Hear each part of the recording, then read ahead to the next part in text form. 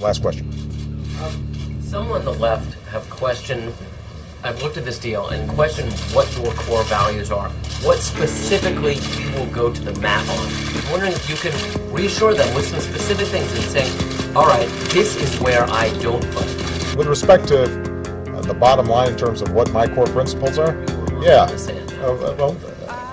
Look, I've got a whole bunch of lines in the sand. Not making the tax cuts for the wealthy permanent. That was a line in the sand. Making sure that the things that most impact middle-class families and low-income families, that those were preserved. That was a line in the sand. I would not have agreed to a deal, which, by the way, some in Congress were talking about, of just a 2-year extension on the Bush tax cuts and 1 year of unemployment insurance, but meanwhile, all the other provisions of earned income tax credit or other important breaks for middle-class families like the college tax credit, those have gone away just because they had Obama's name attached to them instead of Bush's names attached to them. So this notion that somehow we are willing to compromise too much reminds me of the debate that we had during healthcare. This is the public option debate all over again. So I pass a signature piece of legislation where we finally get health care for all Americans, something that Democrats had been fighting for 100 years, but because there was a provision in there that they didn't get that would have affected maybe a couple of million people, even though we got health insurance for 30 million people and the potential for lower premiums for 100 million people, that somehow that was a sign of weakness and compromise. Now, if that's the standard by which we are measuring success or core principles, then let's face it, we will never get anything done. People will have the satisfaction of having a purist position and no victories for the American people. And we will be able to feel good about ourselves and sanctimonious about how pure our intentions are and how tough we are. And in the meantime, the American people are still seeing themselves not able to get health insurance because of pre-existing conditions, or not being able to pay their bills because their unemployment insurance ran out. That can't be the measure of how we think about our public service. That can't be the measure of what it means to be a Democrat. This is a big, diverse country. Not everybody agrees with us. I know that shocks people. Now, the New York Times editorial page does not permeate across all of America. Neither does the Wall Street Journal editorial page.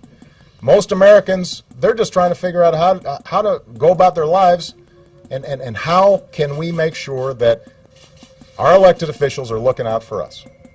And that means because it's a big, diverse country and people have a lot of complicated positions, it means that in order to get stuff done, we're going to compromise. This is why FDR, when he started Social Security, it only affected widows and orphans. You did not qualify. And yet now, it is something that really helps a lot of people.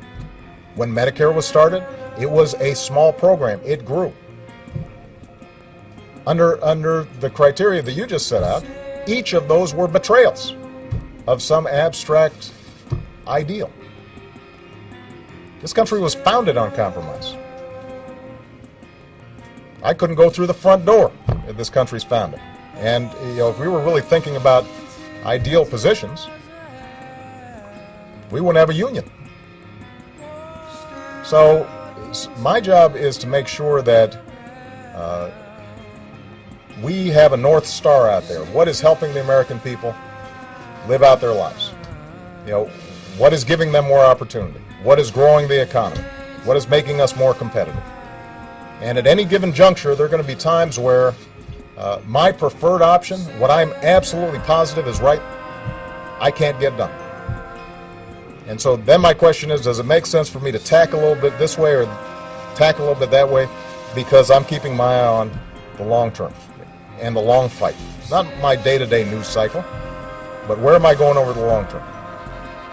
And I don't think there's a single Democrat out there who, if they look at where we started when I came into office and look at where we are now, would say that somehow we have not moved in the direction that I promised.